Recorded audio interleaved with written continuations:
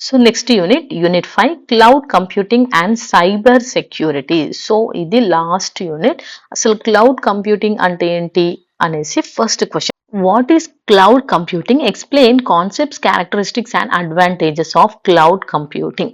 So cloud computing అంటే ఏంటి అంటే డెలివరీ ఆఫ్ కంప్యూటింగ్ సర్వీసెస్. అసలు కంప్యూటింగ్ సర్వీస్ అంటే ఏంటి? Server, storage, database, network, software, analytics.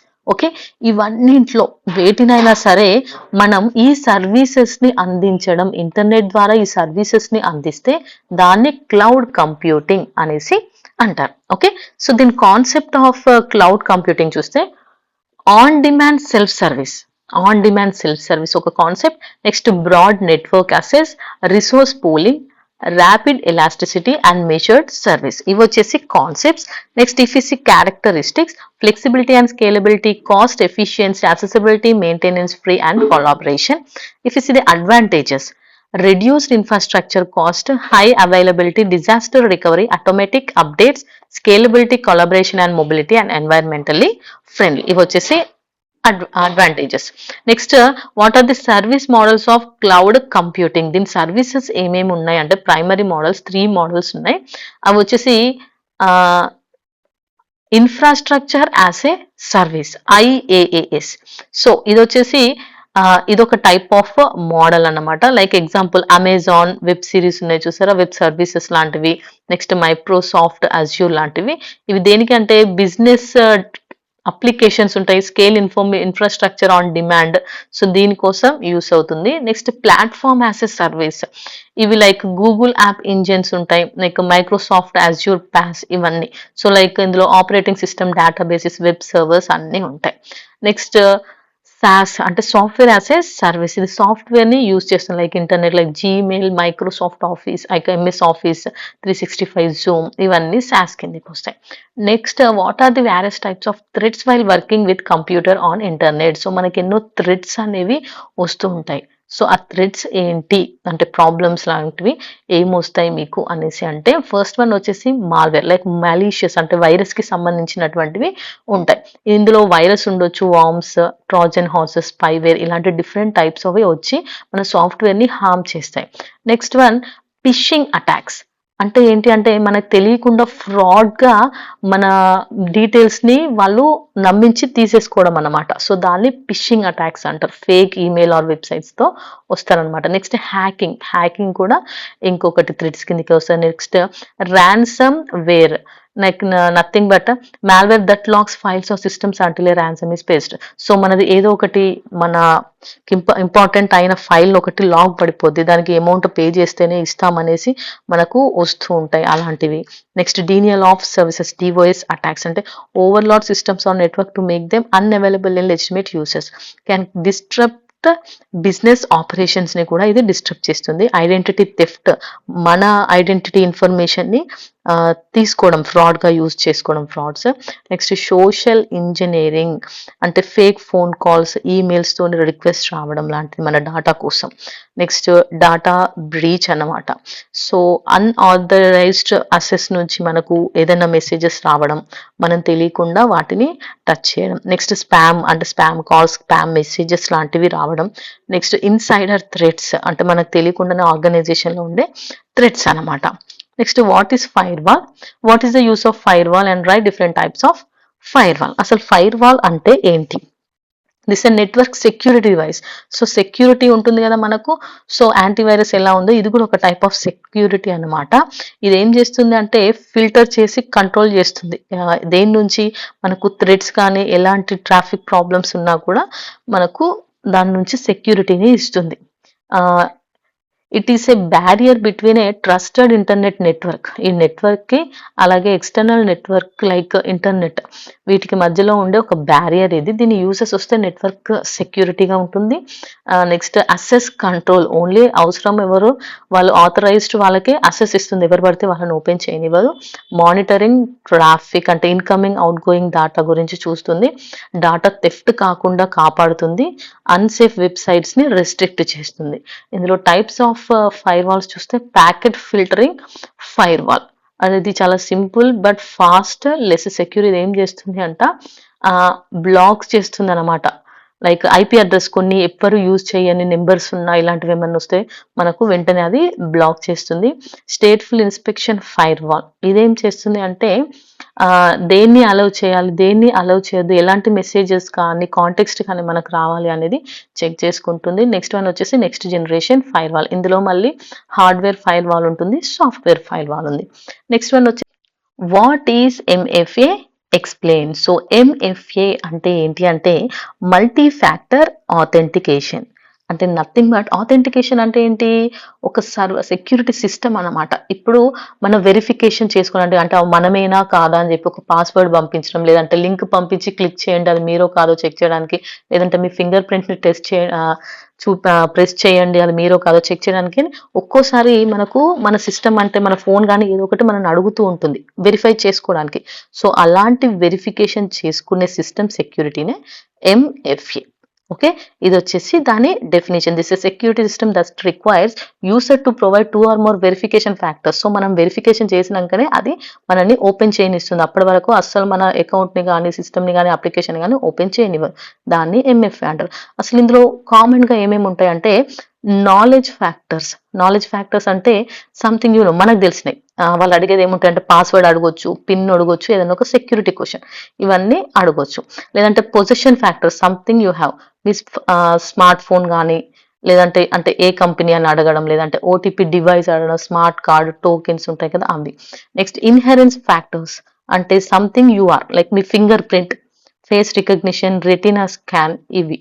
Next location factor అంటే access allowed only from specific location, అంటే నువ్వు ఆ ప్లేస్లో ఉండే లొకేషన్ ఆన్ చేయాలి అని location factor. Next time based, OTP R code time లిమిట్తోనే వస్తుంది అనమాట.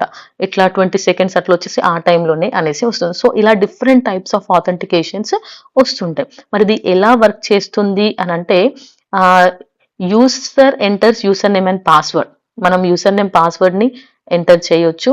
నెక్స్ట్ అడిషనల్ వెరిఫికేషన్ సిస్టమ్ ఉంటుంది కదా, నెక్స్ట్ సెకండ్ ఫ్యాక్టర్ దాన్ని యూజ్ చేయొచ్చు, లేదంటే ఓటీపీ కానీ ఫింగర్ ప్రింట్ యూజ్ చేయొచ్చు. ఓకే, మనం అసెస్ గ్రాండ్ ఆల్ అని పెడితే అన్నింటికి అది వెరిఫై చేసేసుకుంటుంది. ఎగ్జాంపుల్స్ చూడండి. ఇప్పుడు ఒక ఈమెయిల్లోకి లాగిన్ కావాలి, అప్పుడు ఏం చేయాలి, మనం పాస్వర్డ్ కొట్టాలి, ఓటీపీ కొట్టాలి. అది ఆ ఓటీపీ ఎక్కడికి వస్తుంది, ఫోన్కి వస్తుంది. సో అలా మనం లాగిన్ అవుతాం. నెక్స్ట్ అదే ఏటీఎంకి వెళ్తే డెబిట్ కార్డ్ ఇన్సర్ట్ చేయాలి, నెక్స్ట్ పిన్ కొట్టాలి, అప్పుడే మనకు మనీ వస్తాయి. ఇప్పుడు స్మార్ట్ ఫోన్ని అన్లాక్ చేయాలంటే పాస్వర్డ్ లేదు అంటే face print, finger print are face ID ఏదో ఒకటి ఖచ్చితంగా యూజ్ చేయాలి. ఆన్లైన్ బ్యాంకింగ్కి కూడా ఖచ్చితంగా పాస్వర్డ్ ఉంటుంది, సెక్యూరిటీ ఆర్ ఓటీపీ ఖచ్చితంగా ఉంటాయి. సోషల్ మీడియా కూడా అంతే, పాస్వర్డ్ ఉంటుంది, లాక్కి యాప్కి సంబంధించిన కోడ్ అనేది ఉంటుంది. సో ఇవి ఏం చేస్తున్నాయి, సో మన ఫోన్లో కానీ సిస్టంలో కానీ మనల్ని ఖచ్చితంగా వెరిఫై చేసుకోమని చెప్తున్నాయి చూసారా, వాటినే మల్టీ ఫ్యాక్టర్ ఆథెంటికేషన్ అనేసి అంటారు. సో ఇదే అది. దీని ఎందుకు ఇంపార్టెంట్ అనేసి అంటే సెక్యూరిటీ కోసం, మన పాస్వర్డ్ ఎవరు దొంగతనం చేయకుండా, ఫ్రాడ్గా యూజ్ చేయకుండా, హ్యాక్ చేయకుండా డాటాని ప్రొటెక్ట్ చేయడానికి. ఎందుకంటే సెన్సిటివ్ ఇన్ఫర్మేషన్స్ కూడా ఉంటాయి, బిజినెస్ ఇన్ఫర్మేషన్ సేవ్ చేయడానికి. నెక్స్ట్ ఐడెంటిటీని థ్రిఫ్ట్, దొంగతనం చేయకుండా. నెక్స్ట్ కాంప్లియన్సెస్ అంటే లైక్ బ్యాంకింగ్, హెల్త్ క్లియర్ సంబంధించిన వాటి కోసం. నెక్స్ట్ కాన్ఫిడెన్స్ కోసం యూస్ చేస్తారు, లైక్ యూసర్ కాన్ఫిడెన్స్. సో ఇవి వచ్చేసి ఆల్ లాంగ్ ఆన్సర్స్. అంటే important short questions unit wise ఉన్నాయి. ఫస్ట్ యూనిట్ నుంచి intellectual property and its types. So ఇది వచ్చేసి డెఫినేషన్ అండ్ ఇవి వచ్చేసి types of IP. Okay, next keyboard గురించి అడుగుతారు, ఇది కూడా చాలా ఇంపార్టెంట్. ఇది వచ్చేసి కీబోర్డ్ అండ్ ఓన్లీ కీబోర్డ్ గురించి రాస్తే సరిపోదు కాబట్టి దాని అడ్వాంటేజెస్ కానీ టైప్స్ కానీ ఏవైనా రాయాలి. సో ఇవి వచ్చేసి టైప్స్ ఆఫ్ కీబోర్డ్స్. ఓకే, దాని యూసెస్ కూడా ఉన్నాయి చూడండి ఇక్కడ, ఇవి keyboard uses. Next primary and secondary storage గురించి. సో ఇది వచ్చేసి primary and secondary storage differences. Next RAM ROM గురించి అడుగుతారు. So RAM read access memory and next one ROM read only memory. Next one వచ్చేసి యూసెస్ ఆఫ్ సాఫ్ట్వేర్. సో ఇవి వచ్చేసి unit 1వి. Next ఇఫ్ is unit 2 convert binary number into decimal. ఏదో ఒక number ఇచ్చేసి డెసిమల్ సిస్టమ్కి మార్చమంటారు, ఇంకొకటి వచ్చేసి డెసిమల్ నెంబర్ ఇచ్చేసి బైనరీ సిస్టంలోకి చేంజ్ చేయమంటారు. సో దీనికి నేను ఒక్క ఎగ్జాంపుల్ ఇస్తాను చూడండి. బైనరీ నెంబర్ వచ్చేసి మనం ఒకటి తీసుకుందాం, 1101 అని తీసుకుందాం. ఓకే, దీన్ని మనం డెసిమల్ సిస్టంలోకి చేంజ్ చేయాలి. సో ఇలా చేంజ్ చేయాలంటే ఏం చేయాలంటే ఇక్కడ ఉన్న నెంబర్స్ రాసుకోవాలి. 1 into 1 into 0 into 1 into. Okay. So మరి దీన్ని ఇంటూ తోని దేంతో చేయాలంటే మనం 2 తోని చేయాలి. Okay. 2 to the power 0, 2 1, 2 2 to the power of 3. ఇవన్నింటిని అడిషన్ చేయాలి. సో ఇక్కడ ఇది ఎంత వస్తది? 8. 1 ఇంటూ 8 ప్లస్ ఇక్కడ ఎంత వస్తది? 1 ఇంటూ 4 ప్లస్ 0 ఉంది కాబట్టి 0నే వస్తది ప్లస్ నెక్స్ట్ ఇక్కడ వచ్చేసి దీన్ని 1 కిందకే మనం కన్సిడర్ చేసుకుంటాం. సో 1. సో ఇప్పుడు మనకి ఇక్కడ టోటల్ ఆన్సర్ కౌంట్ చేయండి. 8 9 10 11 12 13. 13 ఈజ్ ది ఆన్సర్. అర్థమైంది కదా? సో ఒకవేళ convert decimal number into binary system అని అన్నారు. అర్థమైందా? అంటే ఈ నెంబర్ ఇచ్చేసి దీనిలాగా చేంజ్ చేయమన్నారు. సో అప్పుడు ఎలా చేంజ్ చేస్తే ఇదే ఆన్సర్ ఎలా వస్తుందో నేను ఇక్కడే చూపిస్తాను. ఒక్కసారి చూడండి. ఇప్పుడు 13 అన్నారా? సో 1 3 13ని వేసుకోవాలి. 2 తోనే చేయాలి. 2 టేబుల్ తోని. ఓకే 2 టేబుల్ తోని చేస్తే 2 6 12 అంతేనా? రిమైండర్ ఎంత? 1. నెక్స్ట్ మళ్ళీ 2 టేబుల్ తోని 2 3 6 రిమైండర్ ఎంత? 0. నెక్స్ట్ మళ్ళీ 2 తోని 2 1 ఇక్కడ ఎంత రిమైండర్ వచ్చింది? 1 వచ్చింది. సో ఇప్పుడు ఈ నెంబర్స్ ని మనం బైనరీ సిస్టమ్ లోకి రాసుకుంటాం. సో ఇప్పుడు ఆన్సర్ ఎంత అవుతుంది? ఇక్కడ 1 1 0 1. అర్థమైందా? చూసారా? ఈ ఆన్సర్ 13 అయింది. మళ్ళీ 13 ని బైనరీని డెసిమల్ ని బైనరీలోకి మార్చేసాను. So this is the way of converting a number. ఒక నెంబర్ ఇస్తే ఎలా కన్వర్ట్ చేయాలో అర్థమైంది కదా? సో ఇలా కన్వర్ట్ చేయండి. Next question logical operations and or not గురించి అడిగారు. So this is about logical operations and next ఇది ఆపరేషన్స్ ఓఆర్ ఆపరేషన్ గురించి నెక్స్ట్ వన్ వచ్చేసి ఎన్ఓటి ఆపరేషన్ గురించి. ఓకే సో ఇవి అడుగుతారు అనమాట. ఇది రాయాల్సింది ఉంటుంది. నేను రాస్తే మళ్ళీ మీకు స్క్రీన్ షాట్స్ తీసుకురాదు కాబట్టి చేయట్లే. నెక్స్ట్ హార్డ్ డిస్క్ అంటే ఏంటి? సెకండరీ స్టోరేజ్, లార్జ్ అమౌంట్ ని స్టోర్ చేస్తుంది. దాని ఫంక్షన్ ఏంటి? Capacity, advantage. నెక్స్ట్ డేటాబేస్ అంటే ఏంటి? దాని పర్పస్ అవన్నీ రాయాలి. యూసెస్. సో ఒకసారి మీరు స్క్రీన్ షాట్స్ తీసుకోండి. అందుకే చిన్న సైజ్ లో పెట్టాను ఫుల్ గా తీసుకునేలా. నెక్స్ట్ యూనిట్ 3 నుంచి వచ్చేసి mail merge option in word processing software ఒకటి. Next DBMS next one. Next flat file and relational database structure. Next SaaS. Okay next one వచ్చేసి బ్యాకప్ యూటిలిటీ. ఓకే చూసుకోండి ఒకసారి. ఇది సాస్ డెఫినిషన్. నెక్స్ట్ ఇవి వచ్చేసి examples and advantages. Next ఇది backup utility software గురించి types ఉన్నాయి ఇందులో. అండ్ నెక్స్ట్ ఇవి వచ్చేసి అడ్వాంటేజెస్. నెక్స్ట్ యూనిట్ 3 కూడా అయిపోయింది. Next if you see unit 4 internet. అసలు ఇంటర్నెట్ అంటే ఏంటి? This a global network of connecting computers. So దీని ఫంక్షన్స్, అడ్వాంటేజెస్ అండ్ ఎగ్జాంపుల్స్ ఉన్నాయి.